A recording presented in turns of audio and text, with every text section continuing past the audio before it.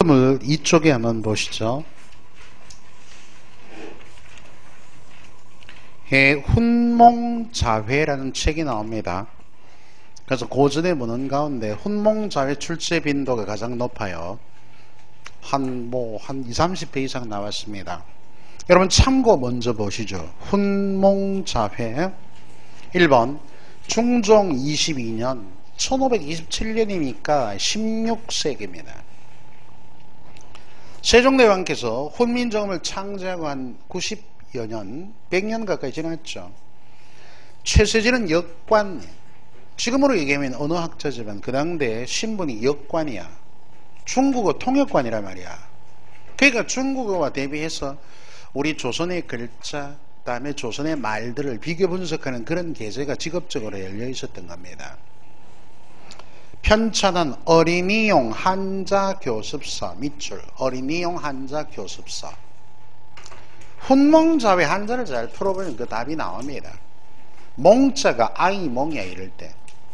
그 아이를 가르치는 글자들의 모임 이런 얘기니까. 권두의 법례 1번 한글을 반절 그랬어요. 반절. 훈민정음 명칭 변천에 이래 보면은 훈민정음 다음에 정음, 언문, 반절, 국서, 국문, 한글 이렇게 나오거든요. 7급의 옛날 문제에는 반절법을 고르라 이렇게 나요. 문제에 나온 것도 있습니다. 일단 그렇게 두고 그 뒤에 가니까 한자표기죠. 언문, 자모, 속소위, 반절 27자. 언문, 언문의 잠과 모음은 속, 한간에서 소위 말하기를 반절이라 일렀어요. 27자에 해당한다. 왜? 벌써 한자 없어졌어요. 여린히읗 없어졌습니다. 가장 먼저 없어졌죠. 자모의 명칭 순서 이 2번이 가장 시험에 많이 나온 겁니다.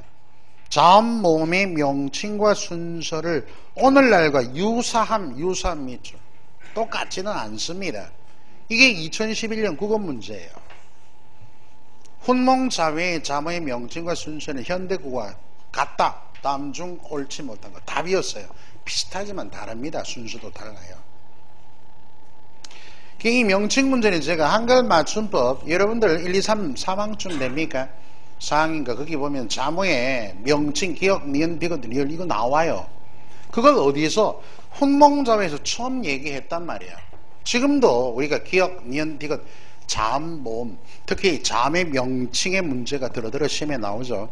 훈몽자회에서 기반한 겁니다. 이 부분 잘 아셔야 돼요. 조금만 얘기해 볼까요? 기억, 니은, 기긋, 다음에 리을, 미음, 비읍, 시옷, 이응, 그 다음에 치읓, 치읓, 기억, 키읓, 피읍, 흓 이렇죠. 14자 현대국어에서.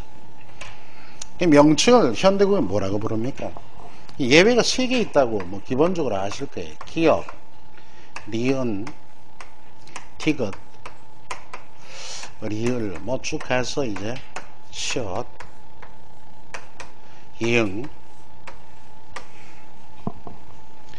그리고 치읓. 이거 한글 맞춤법에도 나오고 있습니다. 치읓, 기억, 티읕. 원리에 의해서 입각해서 배우면 훨씬 더 효율적이죠. 히읗. 이 명칭을 이렇게 최초로 규정한 게 훈몽자회에서 말하고 있다는 얘기예요. 근데 그 명칭 얘기할 때 이형에다 기준한다고 제가 말씀을 몇 번 드렸어요. 이 자음의 명칭을 어떻게 표기할 건가? 현대국에 이렇게 적습니다.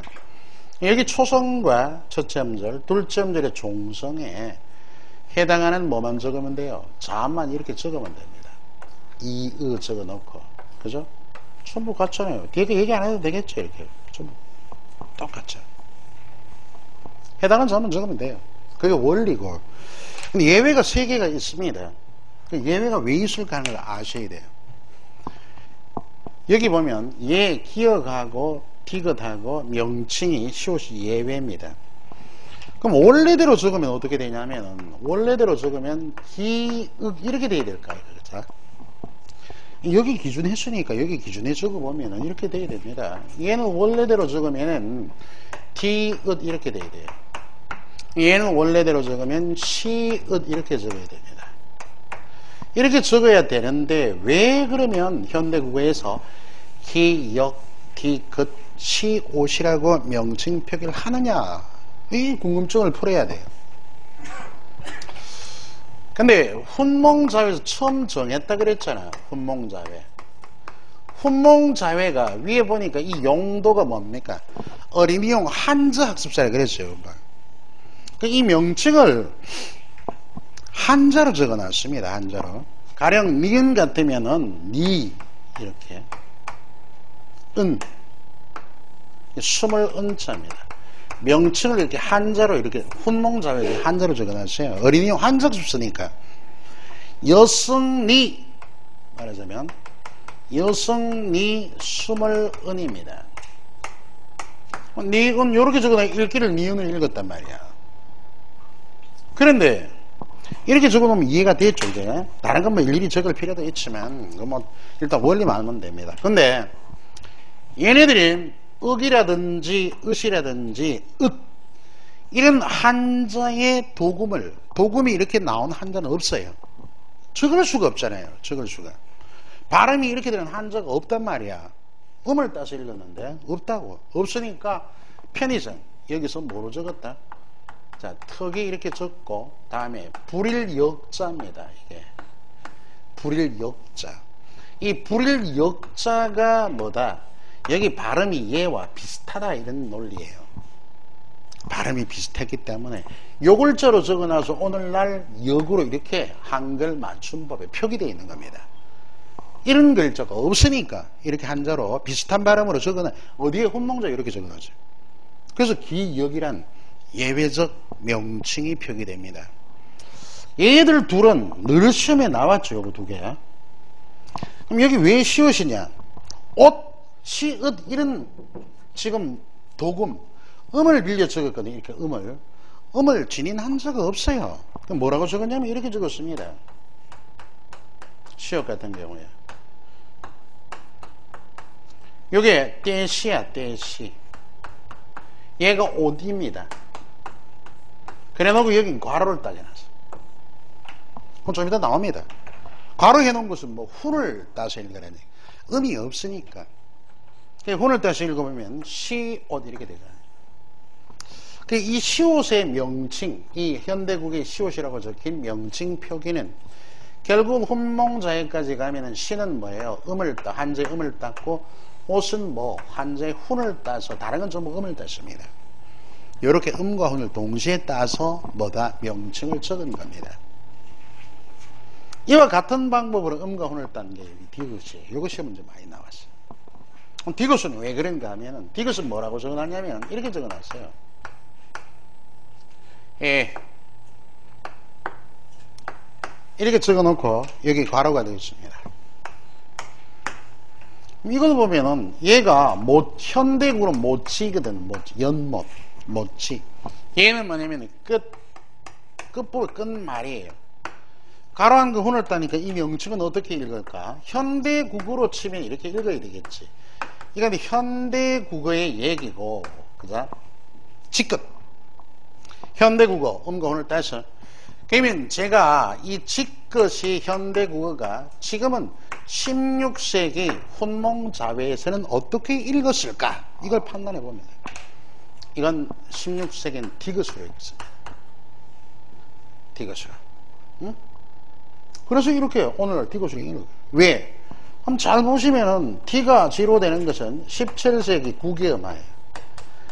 조금 공부를 조금 하시는 분은 좀 알아두시면 좋고, 그 다음에 기억이 상기구로 되는 건 강화현상인데, 강화현상 경험하죠. 이건 17세기 이후에 일어납니다. 그리고 여기 요건 지금 모든 받침을 적을 수 있는 종성부용 조성이에요.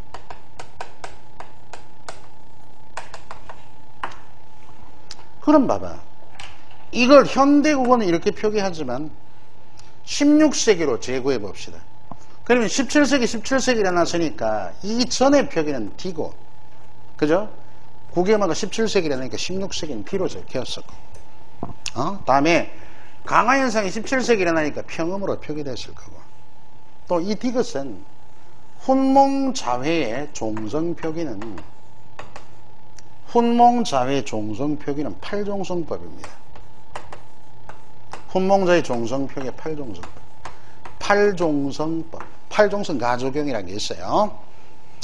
초종성 통영팔자, 밑에도 나올지 모르지만 그런 표현인데, 그래서 여건 종성 부용 초성에 많은 받침이고, 훈몽자에는 디귿으로 적혔을 것이다. 그러니까 여기 여러 가지 어문현상과 역사적 고찰을 통해서 16세기 현대국어는 이렇게 표기되고 읽어야 되겠지만, 이 얘기를 한자로 이렇게 써놓으면은 16세기는 이걸 두고 디귿이라고 읽었다를 설명하기 위해서 내가 얘기했습니다. 저 부분 조금 어려워질 수 있어요. 그러나 그렇게 합리적으로 이해하시면 해법이 닿을 겁니다. 자, 한번 보시죠. 자, 그 위에 올라와서 초성책에 16자 1인이어 제외했죠. 그러니까 27자입니다. 자명, 기역, 니은, 디귿, 가로가 딱 돼 있잖아, 말에, 그자? 그리고 리을, 미음, 비읍, 시옷, 이응. 선생님 이런 것도 안 적혀있을 텐데 현대국어는 이렇게 적죠. 지읒, 치읒, 격. 현대국어는 있잖아. 여기 훈몽자에는 이것도 발음이 안 됩니다. 이런 한 점은 없어요. 한 글자만 적어요. 한 글자만. 지읒, 이렇게. 훈몽자. 그러니까 명칭과 표기 현대국어는 똑같진 않죠. 그러니까 보세요. 키, 티, 피, 지, 치. 뭐 이렇게 한 글자를. 가로 안에 한자는 훈을 새겼다. 훈을 새긴 디귿 있고 저 뒤에 시옷 있잖아요. 그거 내가 설명한 겁니다. 그러니까 원리 의기에서 하나하나 설명을 한 겁니다. 그래서 밑에 참고란에 보면은, 그자? 참고란에 이번에 자몽의 명칭과 표기를 순서로 오늘날과 똑같지는 않잖아요. 좀 차이는 있지만은 훈몽자에서 기초했다. 이 원리를 알면 돼요. 이건 한글 맞춤법과도 통합니다. 왜 저렇게 적혔냐는 얘기. 여기 문제가 한 10대 문제 나왔어요. 잘 알아두셔야 됩니다. 이번 중성책에 아래야 사부령 초성 그 뒤쪽에 보세요. 야, 이건 나오면 변별력인데 사실 한번 나왔어요. 경북. 모음에서 보면은 아래야 의 이게 중성 기본자 아닙니까? 기본자를 알아두셔야 됩니다. 그래서 보면은 아래 사부령 초성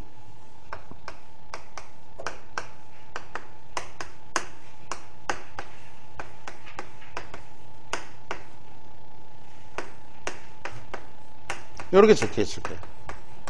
아래 보면.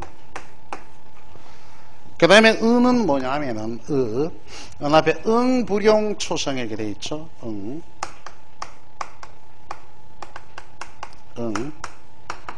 부령 초성 초를 바르게 들. 자, 일단 뭐 한자의 어려움은 두 번째 치고 이해를 조금 하기 바랍니다. 그 다음에 이는 날 수 있죠. 이지용 중성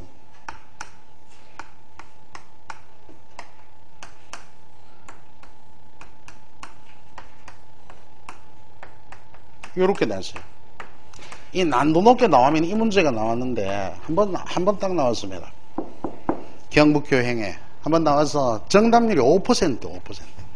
95가 틀렸습니다. 아니 그냥 연필 굴러도 그자 25% 확률인데 왜 답을 피해가도. 그러니까 이건 뭐 난도가 좀 높았죠. 높다고 생각해도 그렇게 높진 않아요. 따지면은 한 번도 공부 안 해서 그렇지. 그래서 초성은 다 어느 정도 됐죠. 마무리 됐을 겁니다.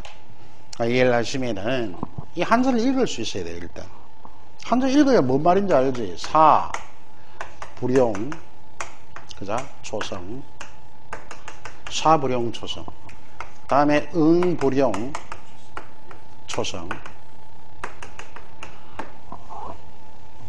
그리고 이 성인자 이 지용 중성아이가 어느 정도 감이 오신 분도 있습니다. 근데 요거 조금 공부를 하셔야 돼요. 요거. 무슨 얘기냐면은, 자, 여기서 어휘 능력에서 고에서 15세기 얘기합니다. 15세기. 사랑하다.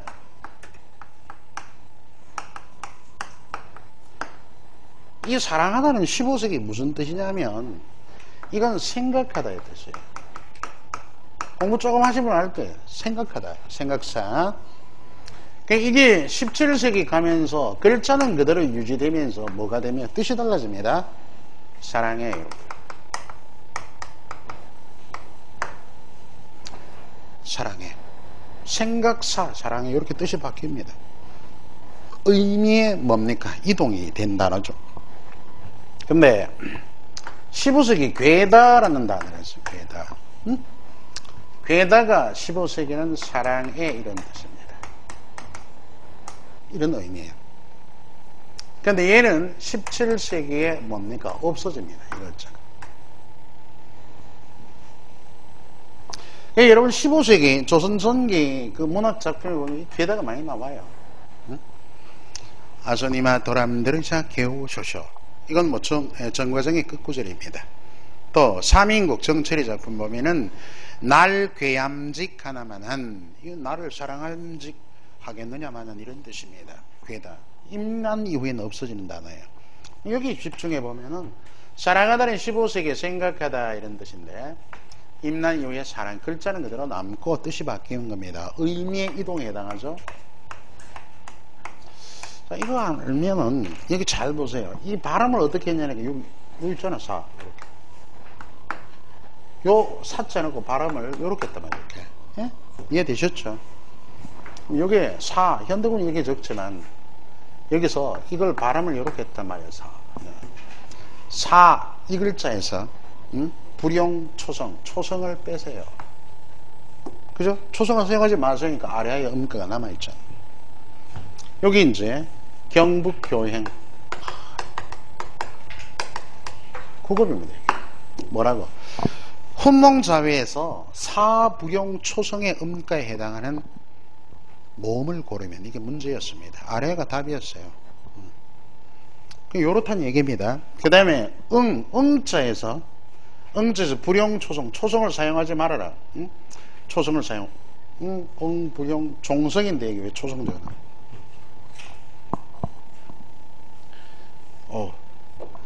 불용 종성입니다. 여기 초가 아니고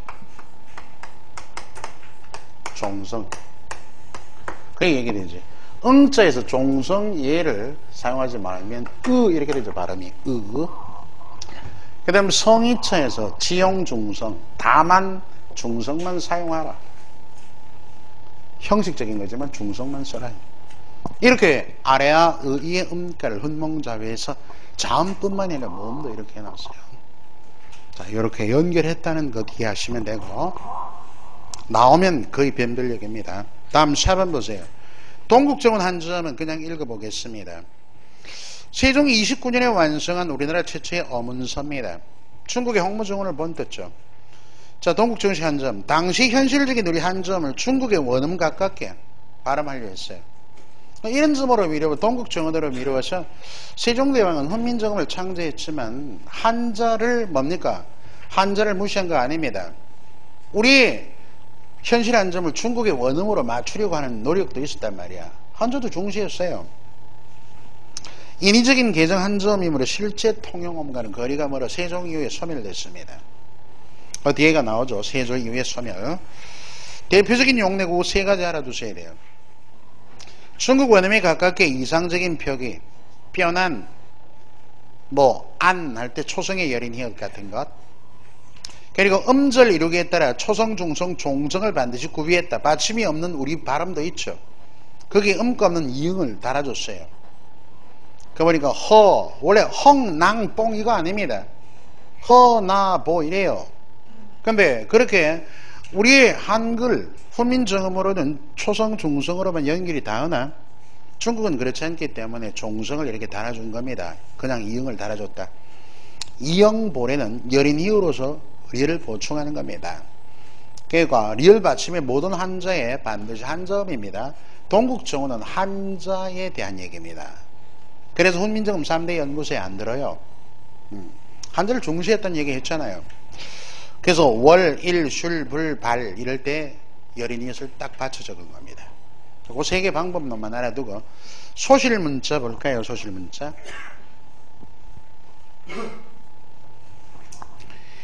여러분 여기서 보면은 이런 문제가 나왔어요. 소실문자 하면은 지금의 세종대왕이 28자 만드셨잖아요. 오늘 24자 남았다면 몇 자가 없어요? 4자가 없어졌습니다. 흔히들 보면은 돈 10원을 가지고 산에 가서 사과를 사 먹었더니 10만 남았다. 이렇게 많이 얘기합니다. 4자인데 일단 보시면 요것만 없어진 게 아니고 비읍순경음 쓰였다 그랬죠? 쌍이읒, 쌍이응도 간헐적으로 쓰였습니다. 이 한목에 얘네들은 세조 이후에 소멸합니다. 세조 이후에 소멸. 얘들들은 둘 다 나중에 뭐로 바뀔 것 같아요? 음가 없는 제로, 이응으로 바뀝니다. 근데 반치음은 요거 두 개, 반침이 먼저 없어지고 예딩이 나중에 없어짐을 알려주는 문헌이 소학은혜예요. 이 소학은혜는 1586년 문헌입니다. 임진왜란 6년 전입니다. 여기는 반치음은 소멸되고 뭐가 예딩은 사용된 이런 흔적을 보여요. 이 문헌이. 그러니까 반침이 먼저 없어지고 예딩이 뒤에 없어짐을 말해주는 문헌이다. 그 다음에 아래아입니다. 아래아는 비중이 있죠. 아라의 음가가 뭐냐? 소리값은 후설저모음입니다. 중설저모음이 아의 현대국어예요. 그 후설저모음으로 오늘 없어졌지만 제주 방언에 좀 남아 있습니다. 그 다음에 음가, 소리값이 소멸되는 것은 16세기 중반입니다.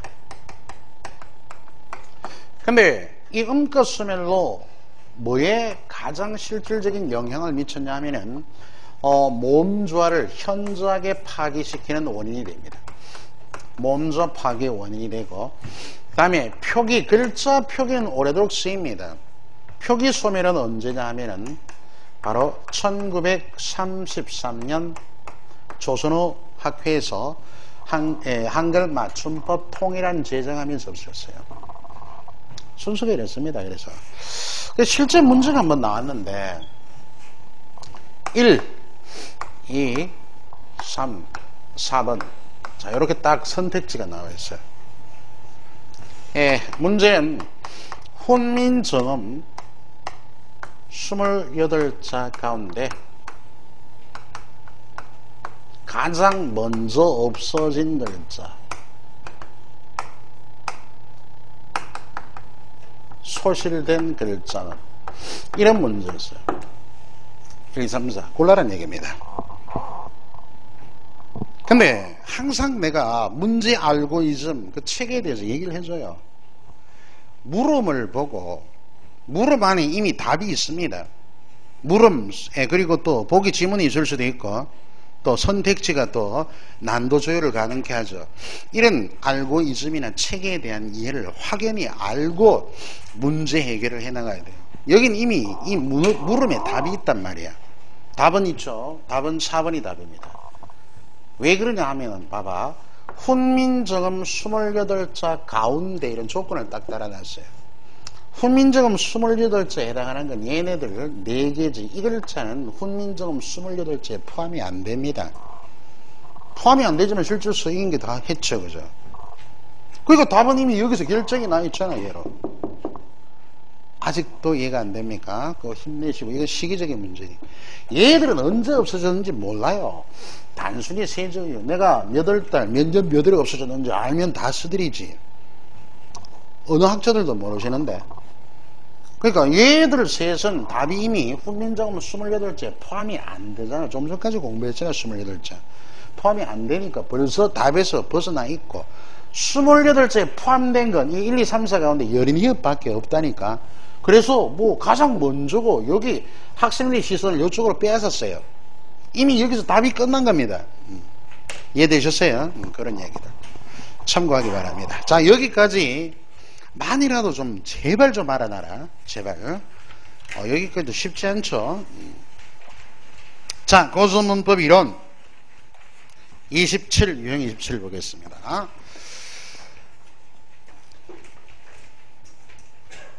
철제 경향. 우리의 문화유산을 제대로 이해하기 위해서는 예표기법을 알아야 합니다.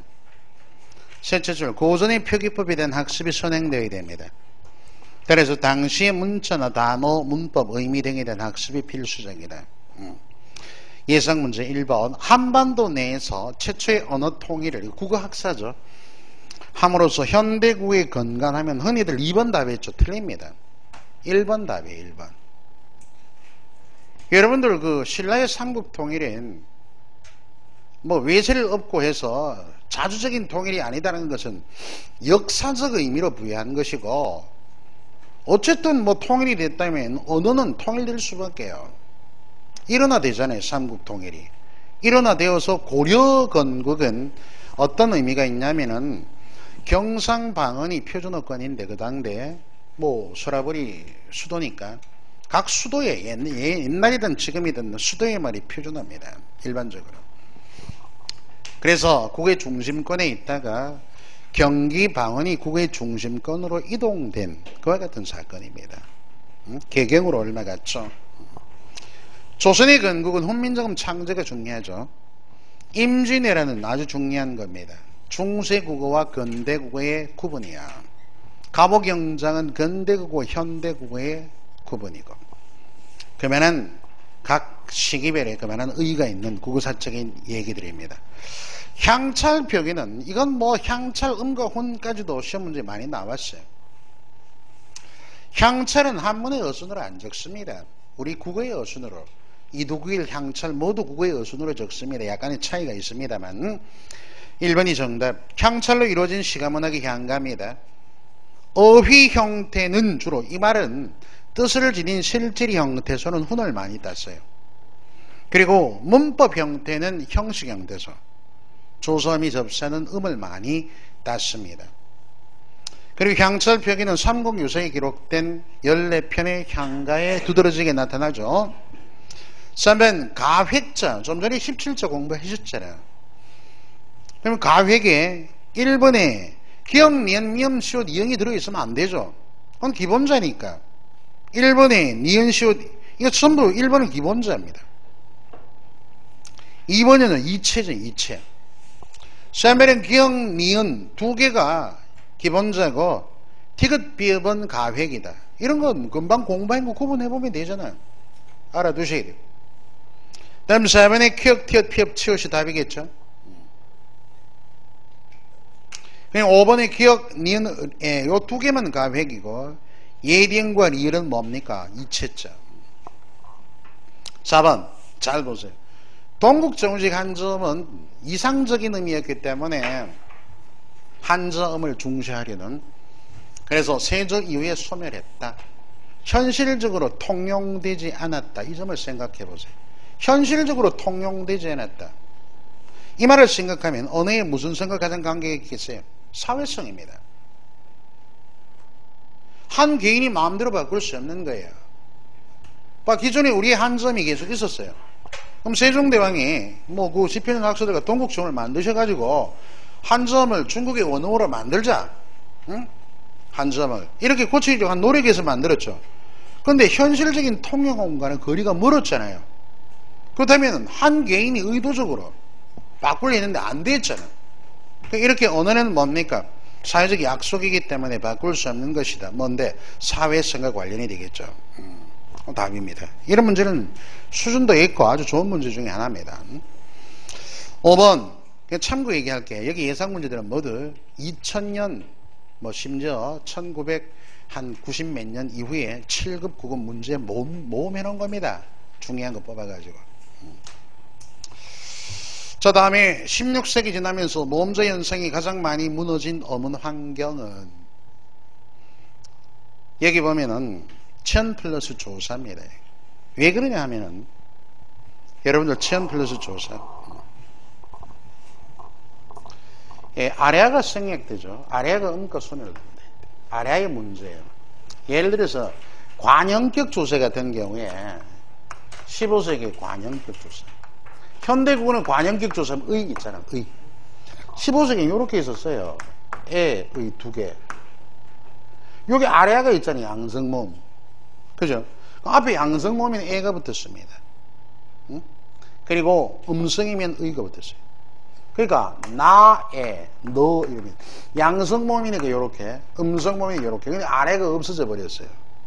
없어지니까 요렇게밖에 결속이 안 되죠. 그럼 모음자가 파괴가 되잖아. 천 플러스 조사에 가장 많이 두드러집니다. 6번 훈민정음 창제의 목적을 얻은 것. 한번 쭉 보시래. 다음 페이지 넘겨보세요. 어리석은 백성들이 문처생활을 할 수 있도록 하기 위하여, 이게 가장 근본적인 애민정신이죠. 이건 어디에 나옵니까? 훈민정음 서문에 나옵니다.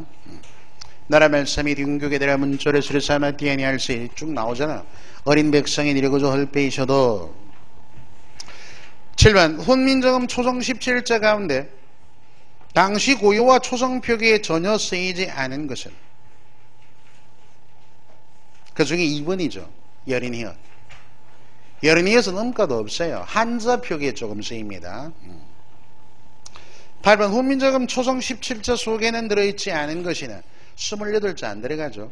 고유 표기에 실제 음가를 가지고 쓰였던 건 뭐더라? 비읍 순경음입니다.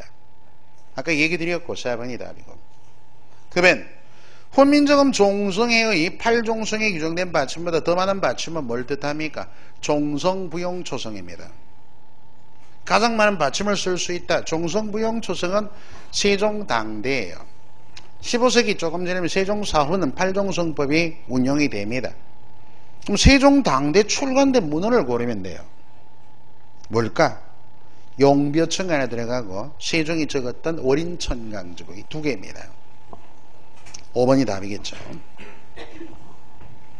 10번은 조금 어렵습니다만 간단하게 사이소리, 이거는 관형격 초금이라 그랬는데 어디에 들어가냐? 조건이 5번입니다. 알아두세요.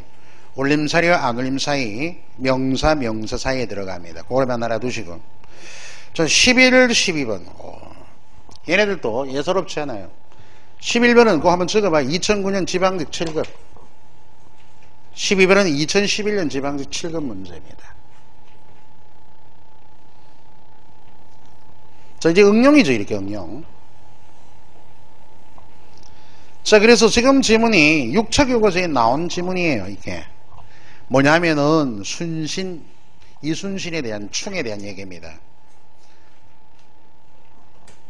신증, 동국 삼강 행실도에 나오는 글이에요. 그래서 이 지문을 보고 이게 바로 임진왜란 직후입니다. 응? 광해군 때. 이걸 보면서 현대 표기를 바꿀 때 일어나지 않은 어문현상. 그러면 1, 2, 3, 4 어문현상이 뭔지 알아야 될까 인가 봐. 그제? 국외어마 뭐 대충 알고 우물라우트는 뭐죠? 임업 역행동화입니다. 임업 역행동화. 나우트, 우물라우트. 내가 UMLAUT 써드리잖아 가끔. 임업 역행동화, 원순모마, 히읗종성의 탈락. 이게 바로 지금 보면은 임난 바로 직후인데 근대국으로 17세기 이후로 넘어가면 어떻게 바뀌느냐를 감안해 두셔야 됩니다. 그럼 조선 전기쯤이라고 보고 무술년 겨절 해 혓 동그라미. 이 겨절은요 지금 혓 더 생기는 체언입니다. 이렇게 되어 있다면 이건 요게 겨절이 혓 더 생기는 체언인데 임난 지나면은 이렇게 되겠죠. 그러면 요게 히읗이 뭐가 지금 빠졌다 이런 얘기입니다. 혓 탈락이 가능할 거고. 추세를 거느리고 도작으로 더불어 남해, 남해는 빠질 리가 없죠. 오늘도 남해니까. 선바다 가운데가 크게 사화, 이기기를 타서 무르조차 가난이를 도망가는 그 일본 쫄자들 있죠. 외적을 따르다가 순신이 난한 튀란 밑줄. 이 튀란은 어떻게 바뀔까? 17세기 가면은 물론 빠뜨린 것도 지금 있을 거예요. 야여 요유의 앞에 디귿 뭐로 바뀐다? 이렇게 치읓으로 바뀌죠. 그 현대국어의 철안 이렇게 바뀌겠죠. 이게 뭐예요? 바로 17세기 국외마예요. 국외마로 저렇게 바뀔 거고, 국외마는 있을 것 같고, 맞은 배 되어 죽게 임하여 좌우달아 밀려 가로되 원순 모음하는 더불어 그거 보세요. 더불어 첫째 줄에 더불어.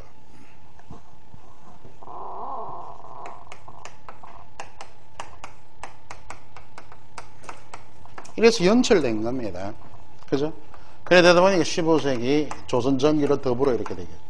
그럼 요건 그러니까 더불다 요건 얘는 임난 이웃이라면 비비 미연비의 피부에 영향을 받아 우로 바뀝니다. 오늘날 더불다 얘가. 아까 더불다의 뜻 얘기했죠. 함께라는 의미가 있다고. 그래서 비의 모음이 우로 바뀐 게 원순모마예요. 원순모마. 우가 원순모음이게 된 원순모마. 그 세 개는 있고 우물라우트는 없습니다. 이 몸 역행 동안은 일어나지 않습니다. 해서 답이 2번이에요. 자, 12번 점검합니다. 혼민정음에서 설명한 내용과 부합하지 않은 용례, 기억, 내중소리, 내중소리는 다시 첫소리를 쓰나니라. 이게 뭔데? 종성을 쓸 때 바로 종성부용초성입니다. 이쪽에 좀 얘기할까요? 종성부용초성. 내중소리는 첫소리를 쓴다. 종성부용초성이다.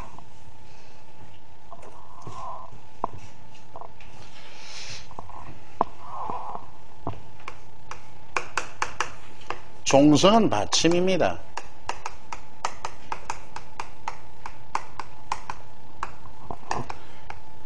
받침을 어떻게 적느냐? 표기변 저는 15세기가 두 가지가 있어요. 첫 번째 15세기 원칙론입니다. 예, 잠깐만. 종성부용초성이 있고 다음에 예, 팔종성 가조경이 있어요. 예, 그리고 16세기는 초종성 통용팔자,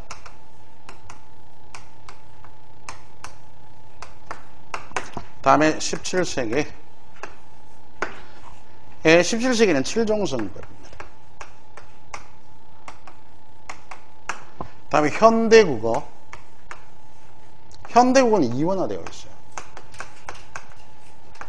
뭐냐면은 표기와 발음이 다릅니다. 자, 이렇게 한번 보죠. 이 공부해야 될 이유 중에 하나가, 예, 우리 한글 맞춤법 얘기할 때 이것과 내 이런 얘기 많이 합니다. 한글 표기, 알파벳 표기에서 얘는 뭐예요? 모아쓰기야, 모아쓰기. 예?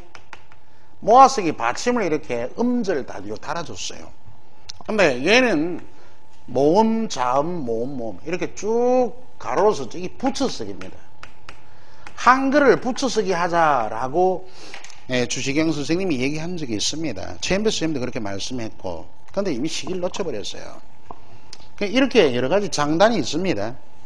여러분들이 이미 여기 한글은 초성, 중성, 즉 잠과 모음으로 이루어지는 어문문자인데 표기할 때는 이렇게 종성을 아래로 다는, 그죠? 음절 단위로 표기합니다. 그러니까 쓰기에 좀 불편한 데는 있죠. 그러나 시각성이 탁월합니다. 뜻 해석이 빠르고. 지금도 이렇게 씁니다. 응? 근데 지금 얘기가 여기 종성 표기 변체는 이 비읍을 어떻게 표기하나 하는 것을 시대적으로 훑어보는 겁니다. 이렇게 시대적으로. 종성을 적을 때.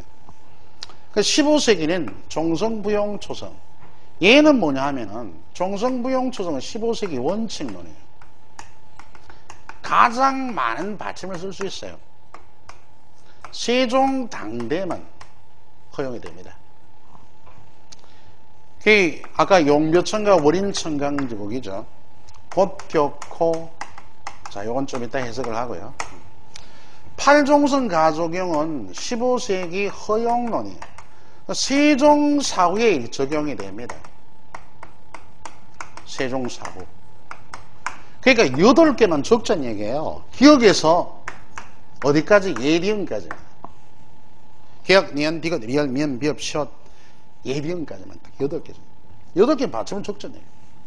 여기에 지금 보통 17세기까지 이어집니다. 왜냐하면 초종성 통용팔자는 어디에 나오는데 훈몽자회 받침 규정입니다. 훈몽자회라는 책의 받침 규정인데 이것은 위에 나오는 뭐예요? 팔종성법. 얘가 팔종성 가적용입니다. 팔종성법을 정착한 그대로 답습해 내려간 거예요. 그 다음 7종성은 뭐냐 하면 7종성은 기존의 디귿 받침을 시옷으로 통일한 예예요. 7개만 적었죠. 응? 예를 들어서 보면은 옷 이런 것을 옷 이렇게 시옷으로 또 못 이렇게 디귿이 빠지니까 7개 즉 7종성.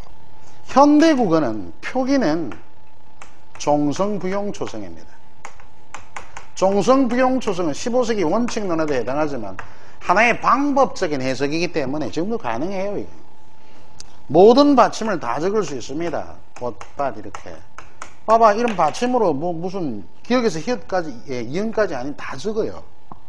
다 적은데 발음상 음절 끝소리 규칙입니다. 7개 대표. 이게 종성에 대한 규정 변천. 예를 들어서 이걸 표준 발음으로 얘기하면은 전부 디귿이잖아요. 꽃밭 이렇게. 왜? 발음상 7개 대표물을 실제 적는 것은 종성부용초성이죠. 그 전까지는 표기와 발음이 전부 일원화되어 있던 겁니다. 자, 따라서 여러분들이 이런 종성 받침 규정이 변천해 왔는데 기준은 여기다 기준해요. 8종성에다가 8개 종성보다 많이 쓸 수 있는 규정이 뭐예요? 종성부용초성입니다. 가장 많은 받침을 적으니까. 그러니까 종성의 초성 17자를 다시 쓴다 이런 얘기입니다. 그죠? 가장 많은 지금 이봐라도 기억에서 이응에 해당하지 않는 받침이 적히면 종성부용초성의 원칙에 입각했다는 얘기예요. 여기 봐라. 지읒은 기억에서 열인이어서 포함되지 않습니다. 그 이해가 극단적으로 종성부용초성을 했음을 보여주죠. 용벼천가 2장입니다. 자, 이렇게 받침 규정의 변천을 간단하게 한번 살폈는데 여러분 12번 이제 문제에 접근해서 이런 게 기본 토대로 연결이 닿지 않으면 무리수가 있습니다. 첫 번째 보니까 내중소리는 종성은 다시 첫소리 초성을 쓰느니라.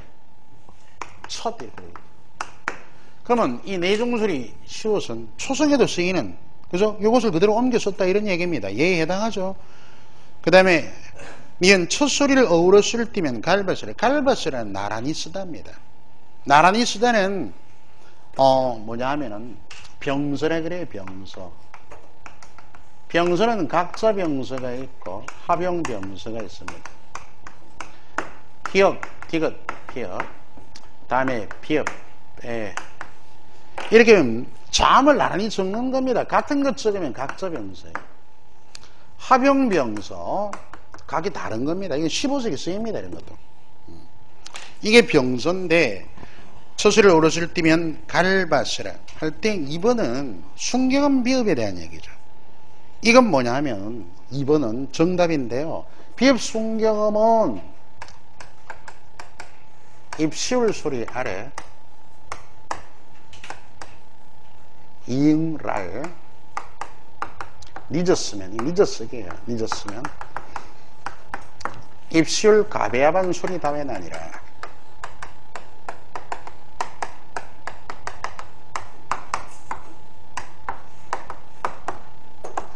이해만 하면 돼.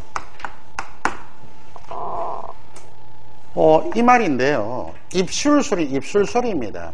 순음, 미음, 비읍, 피읍, 쌍비읍, 순음. 이걸 늦어서라, 이어서라, 이응을 이렇게 늦었으면 입술 가베아반 소리가 이게 순경음이라 그래요. 순경음 미음, 순경음 비읍, 순경음 피읍, 순경음 쌍비읍. 이 중에 국어 표기에 쓰이면서 실제 음가를 지닌 것은 얘밖에 없다라고 얘기했죠. 이에 대한 얘기지. 첫소리를 어우러쓸 때면 갈바스라. 병서에 대한 얘기가 아니니까 답이다 이런 말이야. 그 다음 디귿에 이와 아와 어와 야와 여와란 오른역에 붙였으라. 이건 뭐예요? 부서입니다. 부서 가운데 우서예요. 우서. 부서는 자음에다 모음을 들이대는 방법입니다. 그러니까 15세기 여러가지 무엇의 글자 운용에 대한 얘기입니다. 그 예를 한번 구체적으로 이해하는가. 부서라 그러는데 부서는 붙여 쓰기 그래요. 그럼 잠이 이렇게 있으면 있잖아. 잠이 있을 때 오른쪽으로 모음을 쓰게 되는 거. 모음을 붙이는 방법이에요. 아래로 쓸 수도 있습니다. 오른쪽으로 쓰면 우서, 다음에 아래로 쓰면 하서예요. 여기 봐봐. 기역, 니은, 디귿. 잠이 있죠. 기역, 니은, 디귿. 이게 모음을 붙이되 아, 에 이런 건 오른쪽으로 붙이고, 그 다음에 여기는 오, 요, 아래 이런 것은 아래로 쓴다 얘가. 이게 그러니까 이와 아와 어와 야와 여와란 오른쪽으로 쓰는 우서다 말이죠. 그럼 그 예로 뭡니까? 너 돼 있잖아. 너 오른쪽으로 썼네. 무리 글자 모름에 어우러져 소리 이나니 이건 음절 이루기입니다. 성음법 그래서 글자는 잠과 모음이 만나야 음절을 이룬다는 얘기예요. 민, 잠, 모음, 잠이 이루어서 글자 음절을 한 음절을 이루었죠. 자, 이런 해석입니다. 글자 운용법에 대한 이해. 자, 여기까지가 또 고전문법 한 반타작은 한 겁니다. 그래서 뭐 조금 하다 보니까 조금 덜 했는데, 유형 28번부터는 여러분들 다음 주 수요일이 중요합니다. 왜요? 그 뒤 어문 규정도 있잖아요. 이제 시작 들어갑니다. 어문 규정에서 거의 한 6, 7문제 나오는 거 아시죠? 내용도 많이 남았습니다. 그래서 좀 더 꼼꼼하게 명확하게 이해력을 구축하셔야 될 겁니다. 그리고 연휴 시간을 어떻게 활용하느냐, 또 지금까지 응집하고 공부해온 학습적 토대를 어떻게 이제 자기 실력으로 만들 것인가, 이런 점을 두고 초점을 시켜야 돼. 흐름을 잃어버리면, 어떤 공부하던 패턴이나 흐름을 잃어버리면 한 해 아니라 2해, 심지어 합격이 어려울 수도 있습니다. 조금 정리를 하고 다음 주에 또 신실한 마음으로, 그죠? 마음 굳게 먹고 같이 수업하도록 합시다. 자, 오늘은 이쯤 하고 마치겠습니다. 수고했습니다.